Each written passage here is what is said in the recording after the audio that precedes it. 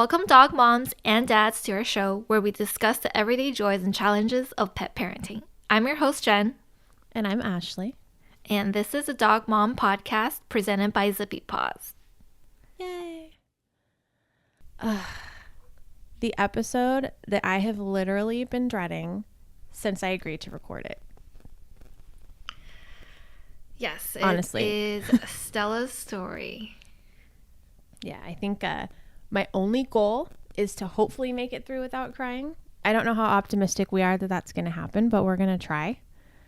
I think everyone at this point who has really listened to our podcast at all knows a little bit about Stella. She was my first dog. She was my heart dog. I struggle actually saying she was my heart dog, and we can get into that more later, but I don't know. Like I think that every dog ends up being somebody's heart dog, but for this purpose, we'll say she was my heart dog. She was the first dog I ever had, and I waited a very long time for her. But she had a unique story because she ended up passing from canine lymphoma, which we'll get into in a little bit, and she had a very full life, but a very intricate journey through chemotherapy, and she touched a lot of lives and had an interesting path, I would say. But we've actually gotten a lot of questions. I've alluded to her being sick and her passing. This was a couple years ago, and you guys have reached out to us with a lot of feedback on, some people had questions on canine cancer, other people had questions on grieving the loss of a dog, and then somebody else asked us, how do you know when it's time to get another dog? I am correct, right? Yeah, so we'll touch upon all those questions in this episode. And just a disclaimer, it's going to be probably a heavier episode. So if you have, in fact, just lost a dog, maybe proceed with caution. I don't know. It could be helpful, I suppose. I just don't want to depress any more people than we have to. Mm-hmm. But I think the best place to start really is with Stella's story. She was the absolute love of my life. I rescued her when she was about 2.5 months old. She slept on my chest until she got so big she was physically suffocating me, and then moved to the end of my bed on my feet, which made me very hot when I sleep. And anybody who knows me knows that I can't stand being hot. We were just talking about this. We were just talking about this. So the fact that this dog was able to sleep on my feet for roughly 7 years should tell you something. She went to work with me at almost all of my jobs. She was a registered therapy dog, so she came everywhere. This dog went to Nordstrom's and Bloomingdale's and traveled, and really my best friend and the closest thing I've ever had to a child. Well, I don't know. Bjorn's pretty darn close too, but he's a big mama's boy. He is. But Stella was she was that dog that you couldn't walk her anywhere without somebody just smiling at her and wanting to talk to her. She was a good girl. And I can still remember how it felt when she was 6 years old, finding out that she had lymphoma. And it was kind of just a random thing. She started out one morning just not wanting to walk down the stairs in our house. And I had kind of chalked it up, honestly, to her just being lazy. And I joked that she likely had learned that from me. I'm super lazy. I'm not a morning person. And walking really quickly turned into refusing to go down the stairs. And a couple hours later, she was limping, which was just very out of character for her. She was a very energetic, when she wanted to be, pup. And I figured she'd hurt her legs. And it made sense in my brain at the time because I was telling everyone, oh, I need to take Stella to the vet. Remember how I told you she wasn't walking down the stairs? I think she fell and she hurt herself. So she's afraid. That's why she's not walking down the stairs. Seems simple enough. I had felt around her leg for some type of clue or any indication of what might possibly be going on. And I found out that her knee was swollen. Easy. Problem solved. We'd go to the vet, get an x-ray. She'd be good as new, right? But it turns out that it wasn't her knee that was swollen. It was a lymph node. And at that point, the vet told us, oh, she's probably got an infection. Lymph nodes swell just like people. When they have an infection, we're going to run some tests and we'll come back to you. Comes back to us in a couple hours. Well, doesn't look like she has any infection. We can't understand why her lymph nodes are swollen. We're going to recommend that you talk to an oncologist. Oh, wow. Okay. And I was like, excuse me? And at that point, sitting in a waiting room, you start Googling, which is the absolute worst thing you can do. And I'm reading all these things, canine cancer, oncologist, and I'm like, oh my God. And I'm a pretty positive person, I would say. People on my team might disagree. You know who I'm talking about. I'm just kidding. Overall, I'm a pretty optimistic person. And I told myself, okay, cancer is the worst case scenario. We're going to figure out what's going on. So we were referred to the Angel Care Cancer Center at California Veterinary Specialists in Ontario. You will hear me speak very highly of them multiple times, probably throughout this conversation. And went there, ran some tests, and found that she did, in fact, have cancer. She had T-cell lymphoma. Well, actually, let's go back a little bit further, just so that you kind of have a better idea of what diagnosing cancer in dogs looks like, at least for lymphoma. I can only speak from a lymphoma standpoint because that's what she had, and that's what I'm educated in. Not actually educated. I've just spent a lot of time dealing with it. We found out that she had lymphoma, and the doctor at the time, Dr. Heller, came to us and said, she definitely has lymphoma. Now what we need to do is we need to run a test that tells us what type of lymphoma she has. There's B-cell lymphoma and T-cell lymphoma, and we didn't know which one is which. And he didn't promise us that it would be B-cell, but he said that a good majority of the dogs that come in with lymphoma have B-cell, and we caught it very early. They almost laughed at me because her lymph node was swollen so minorly. They were kind of shocked that I caught it. I had to show them where it was when we went in. And he explained to me that it was good because we wanted her to have B-cell lymphoma. T-cell, also known as quote unquote terrible cell lymphoma, was a much more aggressive form, the most aggressive form of canine lymphoma. So I started researching B-cell. The life expectancies are much longer. They can live up to 5-6 years. And she was 6 years old at the time. So a 12-year life expectancy, I was okay with that. Comes back and another punch in the gut. Oh, actually she has T-cell lymphoma. So it was a very emotional 48 hours. It happened very, very fast. And from there, we were given the options based on how aggressively we really wanted to fight for her life. So we knew we had, I believe they presented us with 3 options.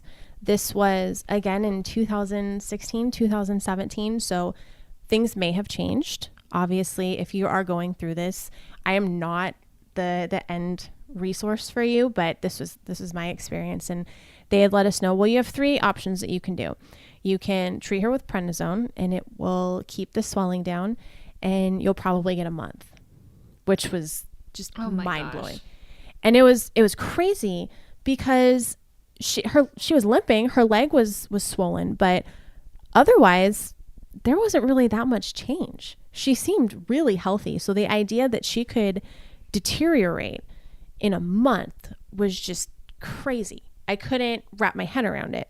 So, and obviously prednisone only, off the table. Then he told us that we could do a combination of radiation therapy with the prednisone that might get us a couple more months, not guaranteed, also not covered by the insurance that we had for her. Still a pretty pricey option. And our third option that we had was chemotherapy. It was a full chemotherapy treatment, just like humans go through when they have lymphoma. And really, it wasn't a question. It was, what do I need to sell? What do I need to get rid of? How much is this going to cost? Just do it, right? Because there was the chance that it could put her into remission for years at a time. And with the lymphoma treatment, 99% of dogs are never cured. Now that I think about it, they never are completely cured. It's called going into remission. So it can go into remission for a couple weeks, a couple months, a couple years. It can never come back, but it's still always considered in remission. So we decided that chemotherapy was the only option, and lucky us, our insurance didn't cover anything. I think that's definitely worth noting. It is heartbreaking, but it's not an option that everybody has. I don't want to give too many definitive numbers. Just again, every situation is different. The cancer center that we had taken Stella to housed two of the premier veterinary oncologists in the country. They also spoke internationally. So they were very, very accredited. Our initial quote for her 20-week treatment was upwards of 10 grand. And wow, that seemed daunting. I look back at it now, and as Nico and I are looking to buying a house and what 10 grand can do, and I didn't bat an eye. It was, okay, I have a salary, I can downsize my condo, there's credit cards, I'll make it work. And I think it's important to take into consideration for anybody who is going through this, that if that is the option that you want to take, make sure that you are committed, because it's not just that upfront 10 grand. So that $10,000 is broken up. I mean, it's 20 weeks, but it's broken up over the course. It's a weekly thing. So Stella had chemotherapy every week, but it was also dependent on how she was doing. So some weeks it would be a $700 to $1,000 charge. Some weeks her blood cell count just wasn't going to allow her to have chemotherapy. Again, just like people that go through this, they're constantly running tests. There's constant vet checkups. But what I think that we didn't take into consideration, or that I didn't take into consideration, is that it's not just the chemotherapy.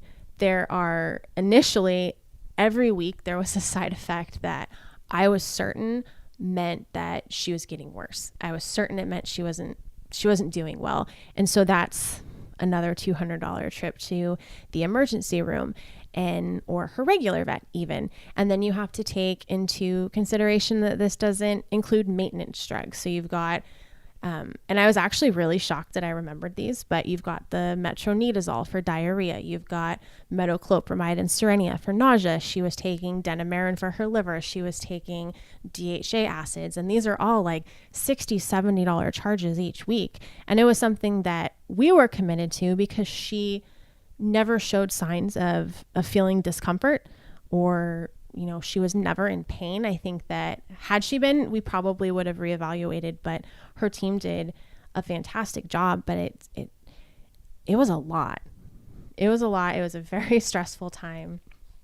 Luckily, she went through everything just with a smile on her face. I think one of my biggest regrets is that so many people that are so prominent in my life now, so Nico wasn't around for this. You weren't around for this. Like, I didn't work at ZippyPaws when Stella was going through any of her cancer, but none of the people that are so important to me now got to meet her. And I think that everybody now would just have absolutely loved her. That is one thing. It does make me really sad. I think she and Birdie would have gotten along so well. I can see that. She was just always smiling. And it's also worth noting that this isn't a sob story for me.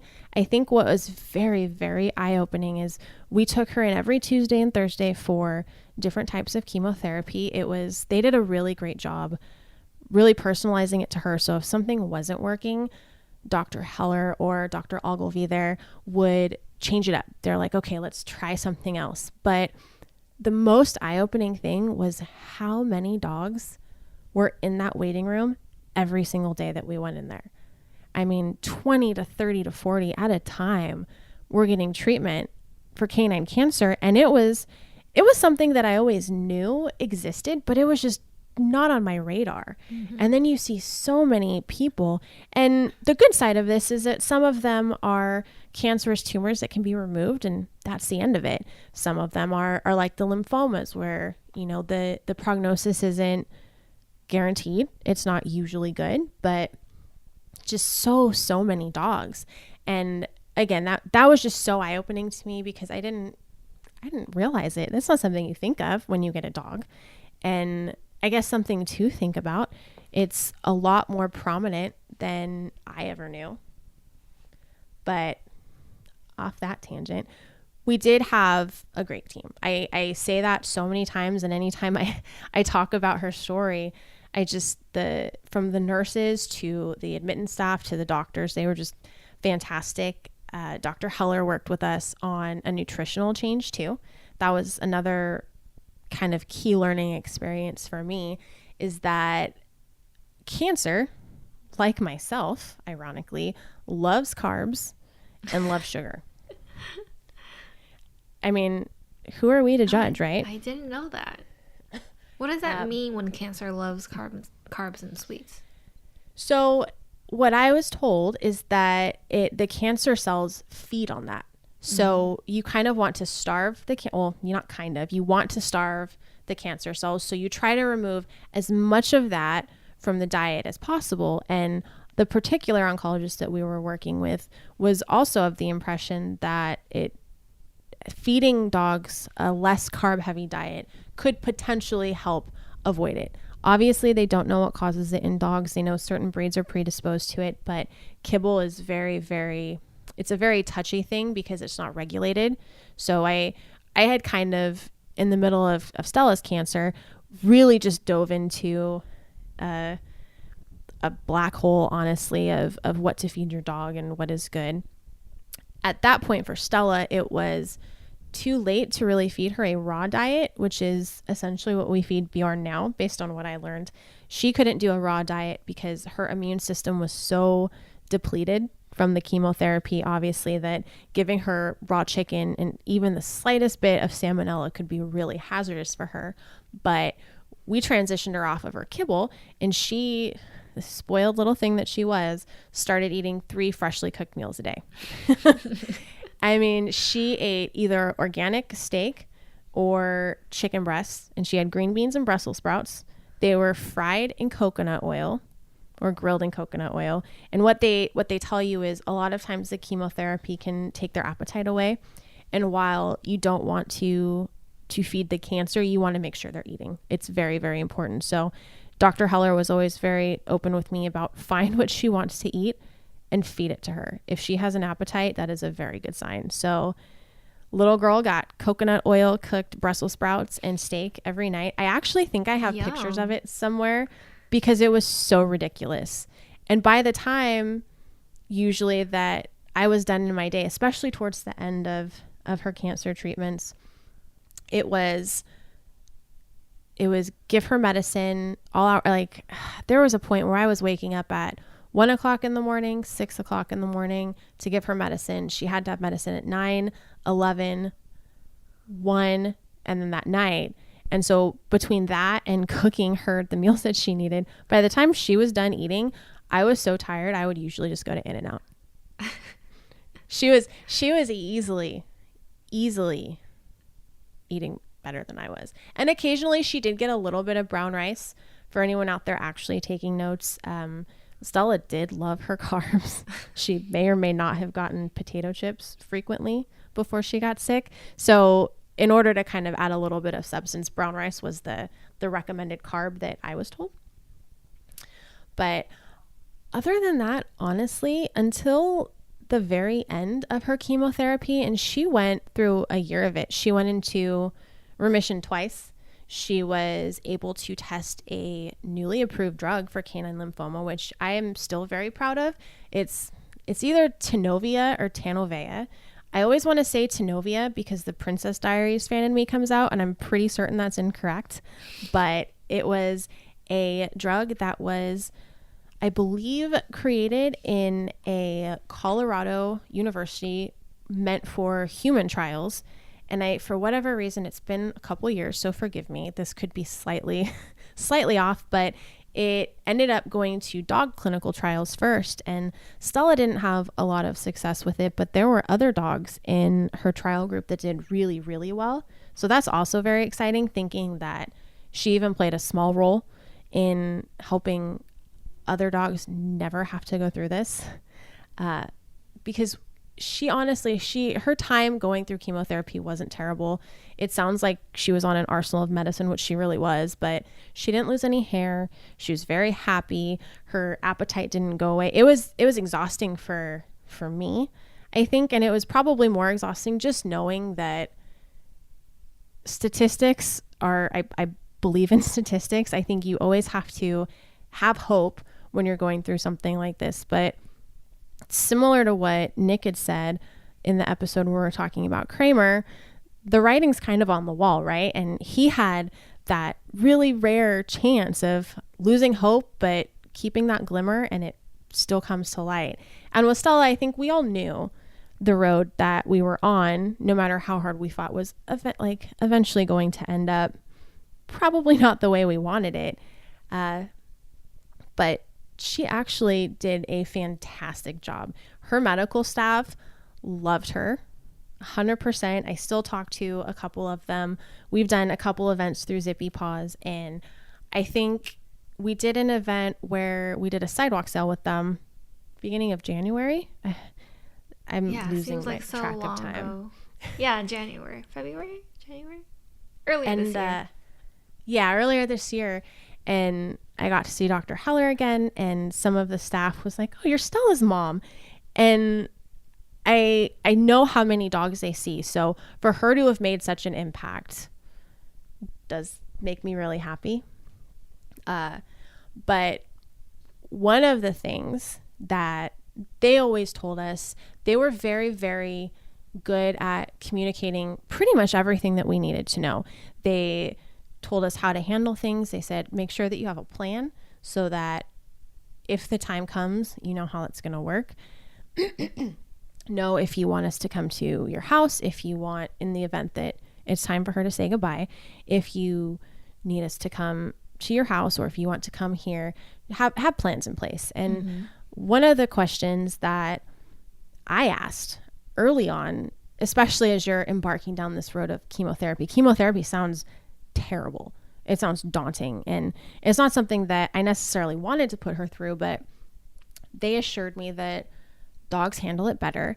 And so my next question following that up was, how will I know when it's time? Obviously Stella can't send me a text message and say, "Hey, I'm freaking tired." And Dr. Heller always told me that she was going to let me know. And I very, very rarely, well, I think this is probably the one thing I disagree with Dr. Heller on, and he never steered me wrong. I had always been informed that Stella was going to let me know when it was finally time to say goodbye. They were super candid, super, super candid. She'd let us know she was tired. She wouldn't be happy. She wouldn't be the same dog. And my realization was honestly a little bit different. It had been a week of really difficult breathing for her towards the end. The tumors were spreading from her lymph nodes to her lung. It was going everywhere, but they were going to her lungs, and she was just breathing heavy, super heavy breathing. It was like an overweight dog that runs too much and just, and it was heartbreaking.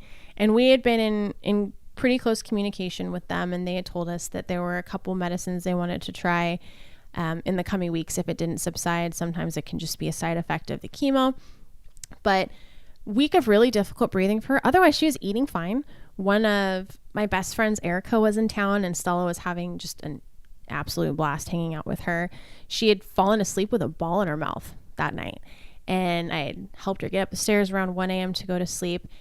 And I woke up the next morning. It was a Friday, and Stella was, again, never a fan of being woken up. So I had kind of changed my schedule to work around her. I would never turn the light on when I woke up in the master bedroom. I would just I'd stumble around and go straight to the bathroom and then turn the light on because we didn't want to wake up Her Majesty, right? And I turn on the light in the bathroom and I hear that she's breathing heavy. And I was like, wait, what is she doing awake? And I will, to this day, never forget what I saw because I instantly knew that was it. Like, she was very happy. She was smiling at me. She's wagging her tail. And she is absolutely covered in blood. It sounds really horrific. It's honestly not as horrific as it sounds. It looked horrific too. She had gotten a tumor in her nose that had burst, giving her a bloody nose. So she's sneezing. Blood is everywhere. And there she is, happy as a clam, smiling her tail, trying to roll over for belly rubs. And it was kind of at that point that I knew that she wasn't going to let me know. She was just that dog that was going to be happy until the very end. And it was kind of up to me to make a decision. And that decision was honestly not about me at all.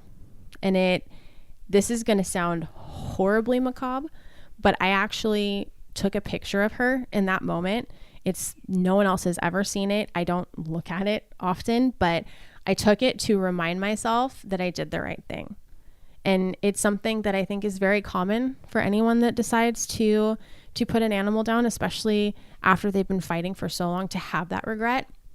And I'd say I've probably looked at it maybe 5 or 6 times since, because you always wonder, right? Like, should I have given up? But it was a very clear indication that it was time. And my poor girlfriend is downstairs. She was in town from Kansas City, Missouri. I hadn't seen her in years. So I woke her up. I called my work to let them know that I wasn't going to be in. I called Stella's team and I said, hey, we're going to be in later in the morning. It's time. And they knew. They started getting things ready. And I called my mom and brother, who were already at work and left work immediately. And they came over and they brought her donuts. It's something that she'd always wanted. She had toy donuts. I'm pretty certain she had ZippyPaws donuts. I didn't know who you guys were at the time, but her registered middle name was Donut. She loved donuts. So she got a dozen donuts and we spent one last morning together. And I didn't realize my girlfriend was doing this at the time, but she actually snapped some photos of us and sent them to me long after. She goes, I hope you're not upset. I wasn't trying to infringe, but I felt like this was an important moment for you. Because anyone who knew me knew that she was so much more than a dog for me. She was someone that I had wanted for a really long time. She was my child. And so that realization and having to make that decision is so hard, right? And I mean, I think that it's something that you need to remember as well. And I tell everyone this who will, give me half an ear. When you have a dog, you are their sole protector. It is up to you to help make the decisions that are best for them. And something that I always kind of had to balance in my head was, is this chemotherapy about extending her life or is it about keeping me happy? And we didn't think she was going to make it to her 7th birthday, and she made it a week and a half after. She had a huge 7th birthday. Honestly, this dog probably had more people come to her birthday party than I have ever had come to mine. She had toys. She got to eat turkey. She was just very, very happy. So saying goodbye, and this kind of obviously goes hand in hand with when I knew it was time. But it's just one of those times that having a dog just absolutely sucks. Yeah. Not gonna sugarcoat it. 100%. It just blows. And knowing that we were walking into the hospital for the last time, to this day, gives me a lump in my throat when I think about it. And I knew that the road that we were on would eventually lead to this, and I had no idea how I was going to handle it. I had never done it before. It wasn't like, they don't give you manuals on what to do when you have to put your dog down. And I got very lucky. Again, the hospital was fantastic. It didn't help. I had tried to go in with a brave face, and make no mistake, I had been crying since I had woken up. But it didn't help that her entire nursing staff, because they have regular staff that works with the same dogs over and over, were crying when we came in. It was like, well, you can't expect me to be strong for this if you're not being strong about it. Yeah. But I guess typically when a dog is put down, I'm gonna kind of go as into detail as I can, because I think it's important for people to understand, especially because so many people are scared to do it with their animal, and that is something that you owe them. If you, for a second, are out there listening and you think, oh, I'm going to drop them off and that's going to be it, I'm sorry, but you're a coward and you need to rethink that. It sucks. It's not fun, but it's one of those things. And it's honestly, as I'm going to go through, it's not horrible, right? It's one of those things nobody wants to talk about, but I guess typically when a dog is put down, they're taken into the back into a sterile room. And obviously you have the opportunity to go with them. Hint, hint, go with them. Our oncologist's office was so sweet. They actually let my mom, my brother, my boyfriend at the time stay in one of the visiting rooms with Stella. They had already prepared it when we'd gotten there. It was dimly lit. There were candles going. There was a super soft comforter on the ground for her to lay on. So she didn't have to walk to the back. She didn't have to sit on a medical table. They walked us through the process. They explained to us how it was going to go. And essentially what it is it's 2 injections. Neither of them hurt at all. The first one, and I don't know the names of them, but the first injection essentially calms them down. It slows everything down so it's not a jarring end. And then the second injection that they give puts them to sleep, and that is that. So they explained it to us. They let us ask any questions that we had, and they gave me as much time as was needed. And this is one of the reasons I will recommend Calvet to anybody. I mean, they do more than just cancer as well. But if your dog has cancer and you are anywhere in California, they have different offices throughout the state. I highly recommend them. When it was time, Dr. Heller, who is again a world-renowned veterinary oncologist, came in with the injections and laid on the floor with Stella. She was laying on the ground. She was very tired, and I was laying with her, and he laid on the ground. He didn't worry about getting her into a perfect position. He was eye level with her. He talked to her. He asked that everyone else move back, obviously. He said it should just be Stella and I, and gave her the first injection. Again, we'd been told that it was simply a numbing agent, really. And I was holding Stella's paw, and almost instantly, immediately after getting that first injection, I could feel her body relax. And there was something about that was so comforting. I knew at that moment I was doing the right thing, 100%. And she looked up at me, and her eyes seemed clearer than they had been. And it made me realize how much stress she had been under, right? It confirmed that I had done the right thing. And then they gave her the second injection, and that was a little bit different. And I can still hear, when I close my eyes, his voice saying, "She's gone." And I remember everything. I wish I didn't. I remember the smell of the room. I remember that initial moment of panic when it hit me. Like, I'd been heartbroken. No doubt. But I think I had handled it okay up to that point. And just for whatever reason, hearing them tell me that she was gone and looking down at her, she just looked like she was sleeping. And knowing that she wasn't going to open her eyes just got me.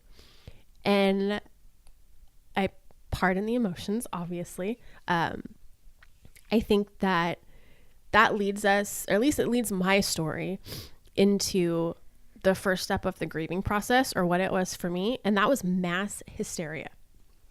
And it's probably helpful that we're talking about this now, because looking back on it makes me laugh. It was not one of my shining moments as an adult. I would not get off the floor.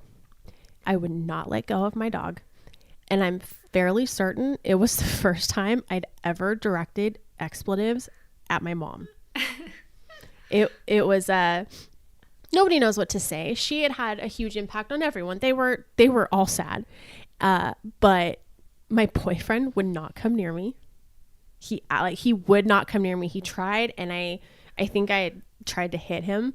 Again, not one of my shining moments, but I think it's worthwhile to point out that while it is a very relaxing, thought out process for the dog, they feel nothing. They go very happily. It's still very traumatizing. And I think it probably took 5 minutes of me rocking back and forth on the floor before my brother, who is the closest person in my life, to lift me up and walk me to the front. Because obviously, like, once you leave, that's it. You don't see them again.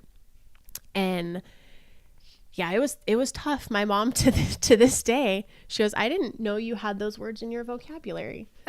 And it was because it was, okay, we need to go now. Like, no, I'm not going yet. And to be fair, they would have probably let me stay in there all day. But it does reach a point where it's not healthy, and you have to process and you have to move forward. And yeah, it was freaking hard.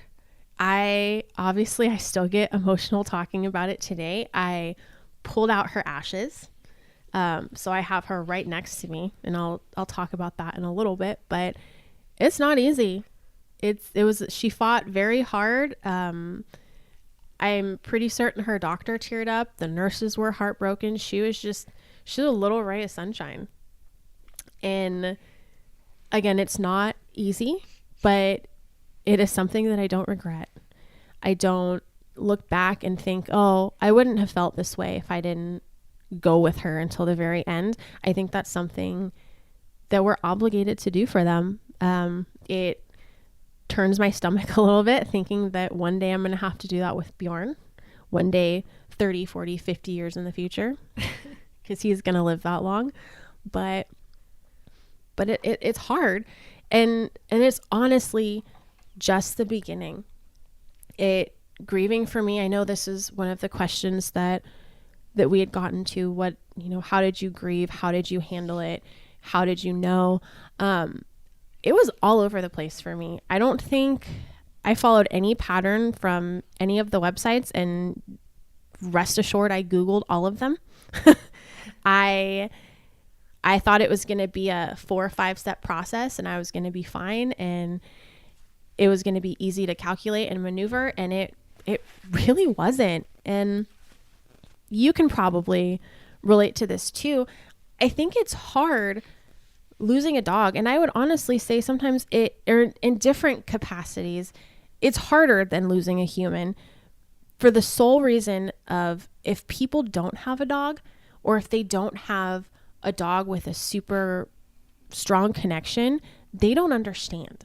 People can usually empathize with the loss of a human. It's a lot easier to wrap your head around, but it's a little trickier for the loss of a dog, and that can sometimes come across as a little insensitive. And I speak from experience. I had people point blank tell me, yeah, but she's only a dog. No, she's not a dog. And it's worth pointing out for anyone out there listening who has lost a dog, or who is in the process of losing a dog when it's kind of becoming imminent. It is okay to grieve. Not everyone is going to understand, and that's okay. And it's going to be different. It's going to be different for everybody. But I mean, I think I can kind of go through my steps, and you would think going through chemotherapy, I mean, there were days when I would drive home from work just crying, right? You would think that I would have processed a little bit of what was going to happen that would prepare me for that grief moment, right? No, did not prepare me at all. Like like I said, I went through my mass hysteria phase. The next thing that happened, honestly, was something that I hadn't really read anything about. And I think it's worth noting because I felt so guilty when it happened. Obviously, I was sad and I was heartbroken. And that is, I almost don't even want to say that's a step because it doesn't go away. I'm still heartbroken over her. I still miss her every single day. And I think it's just a matter of learning how to cope with that and learning how to channel it. But what I did feel the same day that she was put down, honestly, it happened fast, and it was fleeting, but it happened the afternoon after she was put down, and that was relief. I'd woken up from a nap because I came home and I immediately went to sleep. And when I opened my eyes, there was this brief moment of it's over. And it's kind of like you've been inhaling for so long, and then there's that exhale. And I mean, it was sleepless nights. It was giving medicine at all hours. It was cooking 4 meals, taking her out sometimes twice every hour, cleaning up the vomit, cleaning up accidents. You know, I don't think I got a good night's sleep the entire time she had chemo because I would listen for her breathing while I slept. And if there was anything, if for whatever reason I fell into a deep sleep and I couldn't hear her breathing, I'd wake up. Got to make sure that everything's okay. And again, I'm only pointing it out because I felt so guilty for feeling that way, and I felt like it was selfish. But I think it's the body's natural way of saying, okay, you got to breathe. At least in that situation, right? So if you are feeling that, or if you have felt that, that also is okay. Again, the sad, heartbroken phase, it was terrible at first. There were times when I couldn't look at pieces of furniture in my house without seeing her, without thinking about her. What I struggled with the most was I just felt lost. And I think it's because Stella was, in all senses of the word, my baby. I'd had her since she was young. She went everywhere with me. She slept with me. And add on to that, the last year of her life was spent taking care of her nonstop. And again, another side addition to that, my relationship wasn't in the best spot, and he was kind of off doing his own thing. He was very supportive through Stella's thing, but he was very independent. And after Stella was gone, it went from all to nothing really fast. And I felt like I didn't have a purpose. I had no one to take care of. I didn't know what I was doing anymore. And that's a hard thing to go through. And as kind of a side note, and I guess as part of a way to loop in when might be a good time to get a new dog, we'd been advised by a lot of people, veterinarians included, when Stella got diagnosed with lymphoma, they told us to get a puppy. And one of her doctors specifically told my boyfriend at the time, you need to get another dog because she's going to struggle. Apparently I was just easy to read, but we didn't end up doing that. We opted not to, and I'm not upset with how my life is now, but I do wonder what having another dog at the time would have done for grieving, right? Because you still grieve, but then you've got that other dog to take care of, and you've got distractions, right? I had nothing. How did I know it was time? I wish I had a better answer for that. I didn't know when was going to be the right time. After Stella, I thought I would never have a dog again. 9 times out of 10, I feel like people are going to say that. That's usually not the case. You will find another dog. You think that your heart is not going to mend. And I felt that same way. And then I was like, oh, maybe I just need to find another dog. I'll just rescue a dog. Stella's legacy will live on and everything's going to be good. And I couldn't bring myself to do it. Actually, I kind of struggled. So in my brain, I said, okay, I'm going to get a cat. Never had a cat before, had no idea what I was getting into, but ended up adopting Aria, my little girl, a couple months after Stella, and easily the best decision I've ever made. She is the queen of my universe, and she really helped. I mean, cats are very independent, so it wasn't exactly like having a dog, but she's got very dog-like tendencies. She greets me when I come home from work, and she's very vocal, and she likes belly rubs. But for me as a caregiver, it was what I needed, because that's what I was struggling with the most. I was struggling with caring for something all hours of the day to just laying around and feeling sorry for myself, which I did for a long time. I mean, I went back to work the next week. My job at the time was fantastic. They told me to take as much time as I had needed. But yeah, it's hard. It's hard to say. And I don't want to be the person that tells you, run out and get another dog. I've seen people that have gotten dogs almost immediately after, and it seems heartless. And I'm one of those people that judge. It's like, well, what, you don't miss your other dog? And they do. But everyone has a different coping mechanism, and that's one of them. I probably really early on into Stella's cancer journey, I had joined a Facebook group for lymphoma dogs, and it was people from all over the country. And we kind of went back and forth with the different treatments that we were having, and people who had lost dogs, people whose dogs had, been in remission for 12 years. There was I think it was a husky that had been in remission. She was almost 14 years old. It was just crazy. Although I can't imagine having a dog contract cancer at 2 years old either. That just makes my heart hurt. Yeah. But those are also good resources too, in terms of when it's going to be time for you. You can kind of gauge based on your reactions to other people as well, like kind of what's in your head. I think sometimes the snap judgments that we make are a good reflection of what we're internally thinking. And I waited almost 2.5 years for Bjorn. I was in a relationship at the time that did not want another dog, and that could be for a plethora of reasons, but I chalk it up to the fact that he was struggling to cope, and he didn't want to replace Stella. He didn't want to forget her memory. So that kind of plays a role as well. If you're in a relationship, how do you handle that? But for me, I got Aria, and she was more than enough. It was it was kismet, really. She looked just like Stella. She looked just like Stella. They had very similar colors. So there was a point after Stella had passed, and you will relate to this, I know. I'm sure lots of other people who have had dogs pass will know. I found that dog's hair for years. When I moved out of my condo 2 years after she had died, I was still finding clumps of her hair. But it was funny because then I had Aria, who was also shedding, and I just had golden hairs everywhere. And I only wear black. I only wear black. So it was just like, oh, is this Stella's hair on me? Is this Aria's hair? Like, what is this? But there were little reminders. There were little reminders everywhere. I feel like that's a cop-out answer to a pretty important question. I feel like you just know. I wouldn't write off never getting another dog.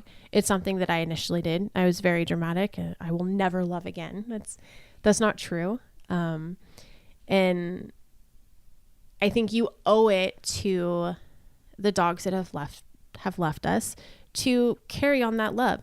There are dogs in shelters who have never felt that. There are puppies who, if they don't go to a right home, will never feel that.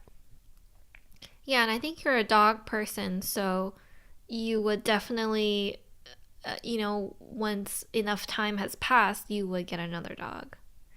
So, I mean, yeah. I'm the same way too, where when JJ passed, I didn't know when I was going to get another dog, but I knew that eventually I would.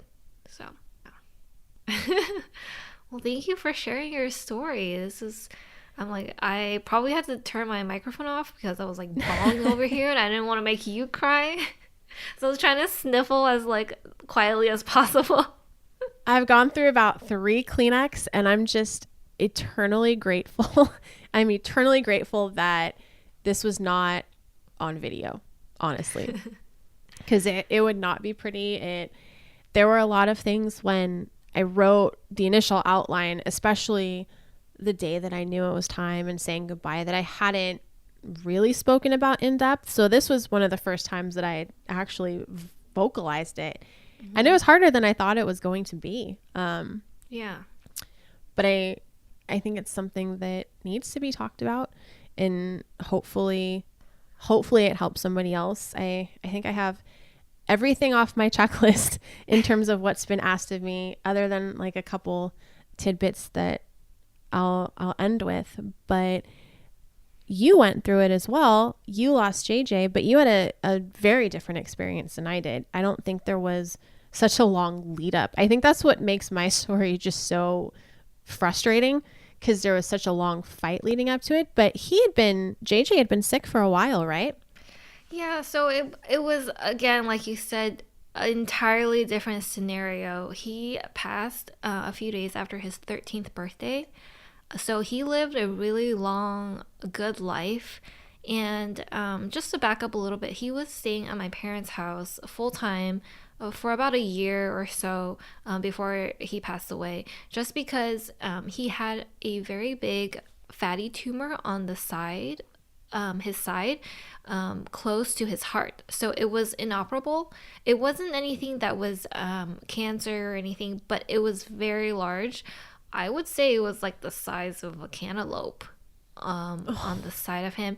So he carried that around with him, and he was, like you said, as a golden, right? Super happy, tail wagging, just a bun of joy, right? He would never show that he's in pain or anything. So I made the decision, of course, with my parents, that he would stay at my parents' house because they had a nice yard. And backyard, front yard. He didn't have to live in my condo where there are like elevators or stairs. So I just wanted him to have the best quality of life, and that was with my parents because they work from home. So that was kind of hard on me, but as you said too, like the relief, right? Like, yeah, I feel guilty saying that I was relieved that I wasn't his main caretaker. And I still feel guilty that I did that, but I think for him that was like the best option, right? and I think that makes you a good person. Yeah. Honestly, you might feel guilty, but you're looking out for him. Right. Yeah, I mean, you kind of have to balance that, right? Like I feel, did I do it for, his well-being, or did I want to be more free with my schedule? I don't know, but that was a decision we made, and I think that was it ended up being the best for him, right? So he was staying at my parents' house. My mom is like the best caretaker. My mom would cook him like healthy meals, fresh meals. He never got microwave meals. She will always cook for him, every single meal. And so he's had some health issues, but nothing serious, nothing like cancer, but he had a lot of tumors, benign tumors mostly. But the tumor that was on his chest, it was getting really large, and the vet told us that if it ever got uncomfortable for him, he will let us know too. So I do have experience with the vet telling us, you'll know when it happens. But like you said, I didn't know what that sign meant. I didn't really know like how he would tell me. It's not like he's gonna just be like, hey, it's time. Not feeling it. Yeah. So I think once he hit like age 8 or 9 or so, I always thought of like the day. I always like played it in my mind for some reason, and I had different scenarios of how he would pass away. It seems really dark, but it's just what happens when you have an older dog. Like, and you don't know too. Like Yeah. it's completely uncharted territory. Right.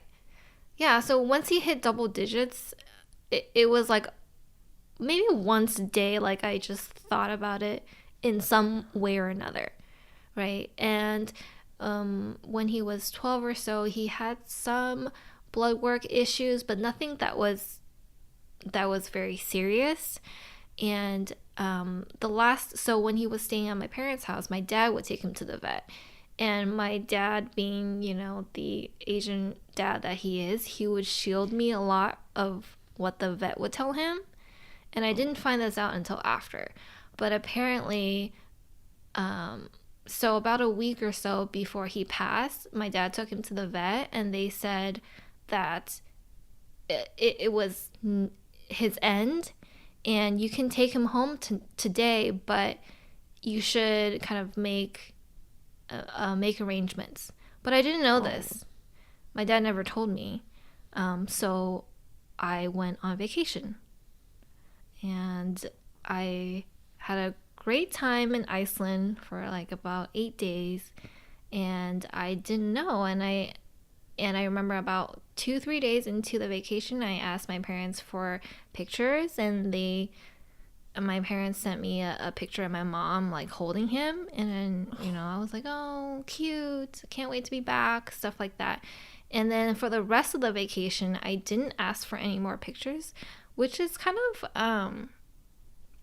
it was kind of out of character for me, but I don't know why I didn't ask for more pictures, because usually I ask for pictures every single day.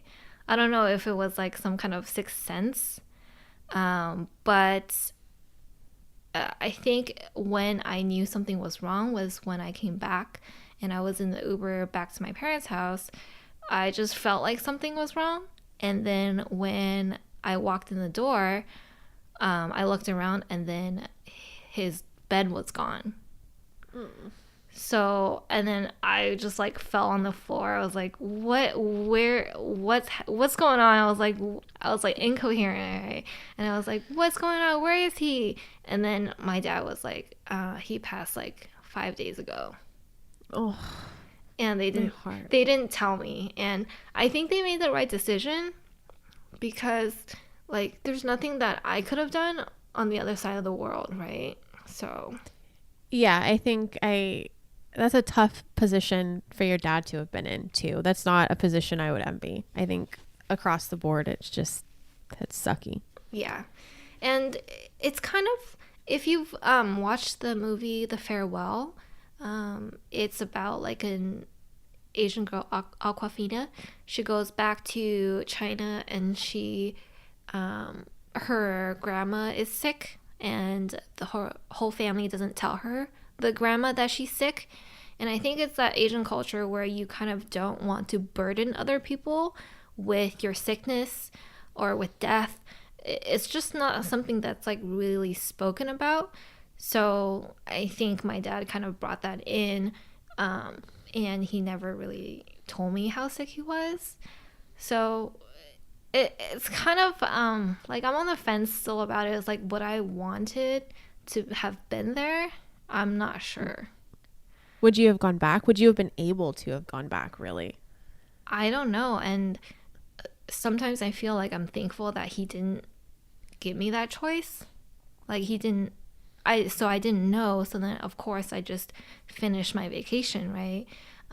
But if he had told me, would I have gone back? I don't know. And so the story was his birthday was August 11th, and I haven't left yet. So I left on August 12th, and I made a big cake for him, and I'll share some photos. He had a great birthday party, and then I made him a huge cake. He ate like half of it, and he just like fell asleep on the grass with like cake crumbs all over his face. So funny. And so I left the next day, and a few days later, 2 days later, he was having seizures. Oh. So he had seizures before, probably 3 years prior to his passing away, because he was eating another kibble that made him have seizures. And I didn't know this at the time. And once we switched his food, he stopped having seizures. So once he started having seizures again, my dad, of course, he knew from a week ago that the vet told him that he would, like JJ would tell them what was going on. So he knew this, and he called the vet, and they came to the house to put him down. And the picture that my parents sent me of my mom holding him was the last picture that they took. And I didn't, Ugh. yeah, and I didn't know this, and I was like, oh, great picture, thanks, you know, and I didn't know anything at the time. So they kind of went through like the whole end, holding him, all that stuff, and they opted to not give his ashes back. And so they made all the arrangements at the end, and I just skipped through all that part. So the kind of feelings that you talked about, I didn't go through any of them. I just came home to an empty house. I struggle to think about what's worse, honestly. Yeah. There's a part of me that envies you, and then there's a part of me that is like, would I have wanted that if that was an option? Yeah. And I asked myself that a lot, but I still don't know. Because I would have been like a huge mess. I would replay like his last seconds probably like over and over and over. So Yep. I'm kind of like happy that I didn't know what he looked like at the end, but also it's like he like I wasn't there, right? So, Yeah, that's a tough one. yeah.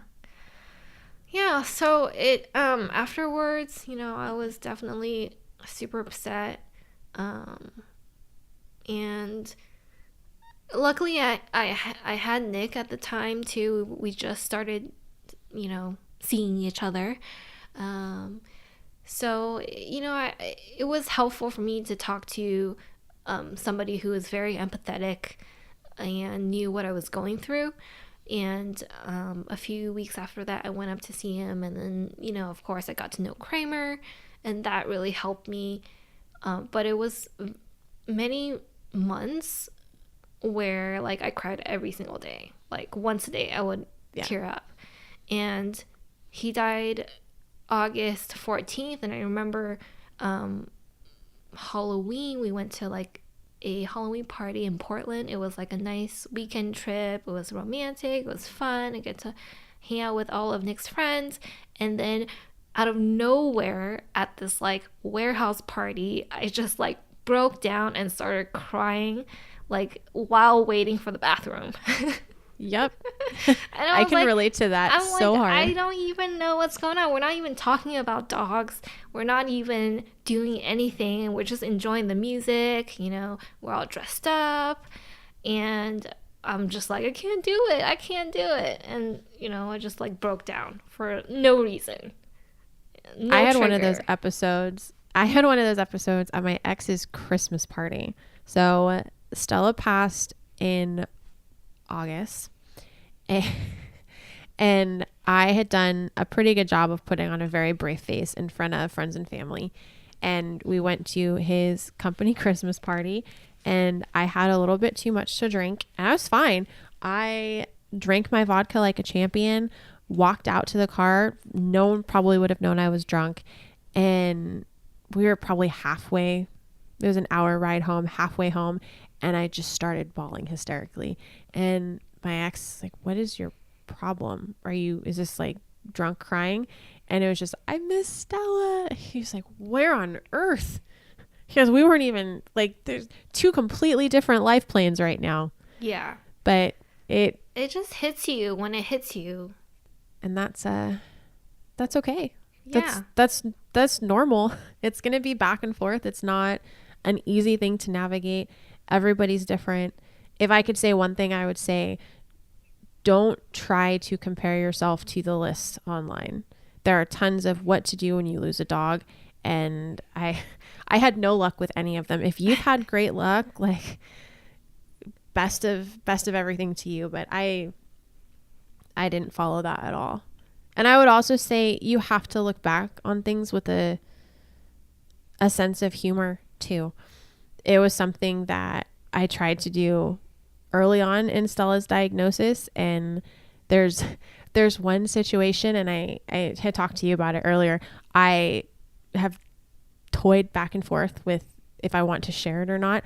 I, by nature, have a very, very macabre sense of humor.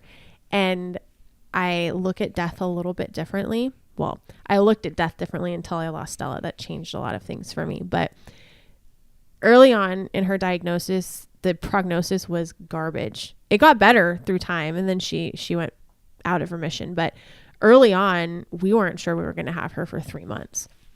And she came to work with me all the time, and we were driving in my car, and I love Queen. It's one of my favorite bands. And their song Another One Bites the Dust came on, and I started singing it to Stella, who obviously has no idea what I'm saying, but I'm telling her, oh, this is your song. Just joking, right? And I thought it was funny because all she knew is that I was singing to her. She loved it. And she's getting pet. She's getting attention. We're stuck in rush hour traffic. Told my mom, who was absolutely horrified, made a joke about it with friends, absolutely horrified.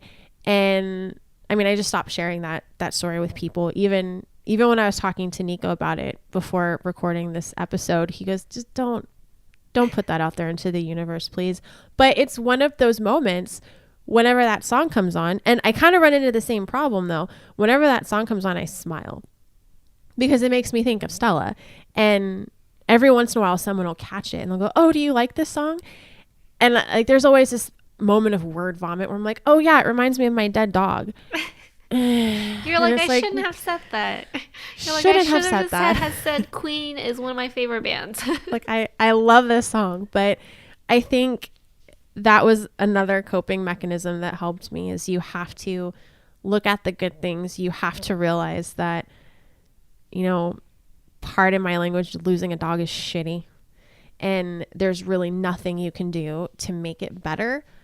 But you got to find those little Easter eggs. You have to smile at things. When I collected Stella's paw print, they did the clay paw print for her that they gave to us when we collected her ashes, which I am not even going to go into detail with that experience because that was almost more emotional than putting her down, was picking her up from the doctor's office and bringing her back home. But in the middle of what was my second mass hysteria moment, bawling inside my car after I'd picked her up, I looked at the paw imprint that they had given me, and I have pictures of it. I have it in front of me right now. It's still intact. We can share it on Instagram. This dog left her hairs in the imprint. Like, if any, like, and it was always funny because, again, I wear all black. So the running joke was, oh, there's a Stella hair. And I was really upset. I was just so sad that I was holding my dog in a box. And then I look at the paw print and it's super sweet. And then I'm like, wait, what is this? I was like, are you serious? And they're still there today. I look at them and I finally reached a point where I can look at it and smile, right? I can look at it and remember those times. I found clumps of her hair when I moved out of my condo years later, and it was like, this dog, man. I still find clumps of her hair in pieces of clothing. I have a necessary amount of clothes, so there are clothes that I don't wear continuously, but I'll unpack things from boxes and there's clumps of her hair, and it's half the size of my cat, so I know it's not coming from Aria, but there's always those little reminders. And I think it's important to remember the eye roll moments, remember the facepalm moments, remember the funny moments, and that really helps you cross that road. And that's going to help you. You're never going to fully heal. There's always going to be a part of you that is sad and that is broken, and that's okay. But remembering the good times and remembering the funny times is what's going to help you cross that bridge and maybe open your heart to another dog, or maybe you want to try getting a cat, or maybe you just want to be able to look back and smile instead of being sad. And I think that, at least for me, that's pivotal. Maybe you don't need to talk about how Another One Bites the Dust reminds you of your past animal, but there's always going to be something. Yeah, I think for me, definitely it's just the passing of time.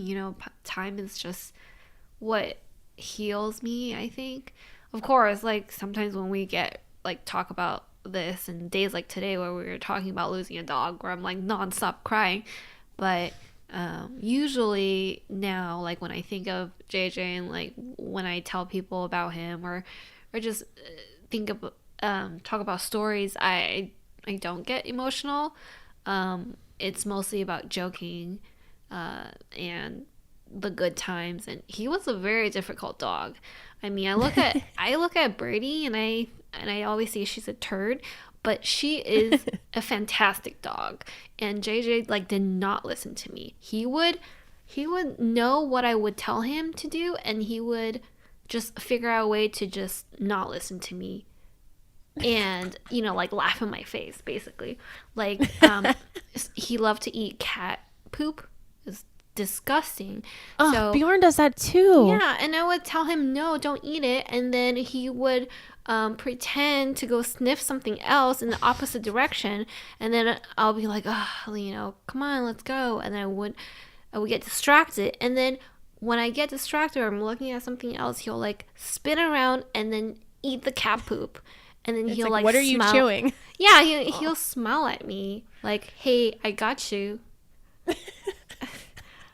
Like, here, let me give you a kiss. Let me breathe on your face. Yeah, he was impossible. There are days when like he would not want to finish his walk, so he would just sit in the grass and not move. Like there was nothing I could have done to make him move. Like I couldn't even carry him home. He would just lay on the ground. I mean, just like the most difficult dog of all time. Oh, gosh. Well, I know this was a heavy one. I'm appreciative of anyone who's gotten this far. I think we're far over an hour in at this point, but it's never easy. It's never fun, but we would love to hear your stories as well. And hopefully some of this helped you. It's less factual. Obviously, it's more of what we've gone through, but we're always available for questions. Your veterinarians are always a good sounding board too. But I mean, again, send those DMs, send the emails. You can reach out to us on social. We're here for you. Yeah, and next week we'll come back with a lighter topic of dating with dogs. So we'll have some funny stories. Dating in general is always fun, but dating with dogs is double the fun. Dating sucks. I didn't really like dating. It was a lot of confusion for me. Yeah, in the dating's beginning. a rough one. Yeah, well, in the beginning where I didn't know what I wanted, and I didn't, when people say, you need to know your worth. So I didn't really know that in the beginning, and that kind of sucked. Spoiler alert, it worked out for her. She's married. Okay. I did okay. So if you want to boop that follow button, you can find us on Instagram and Facebook at Dog Mom Podcast and our website at www.zippypaws.com/Dog Mom Podcast. Thanks, guys.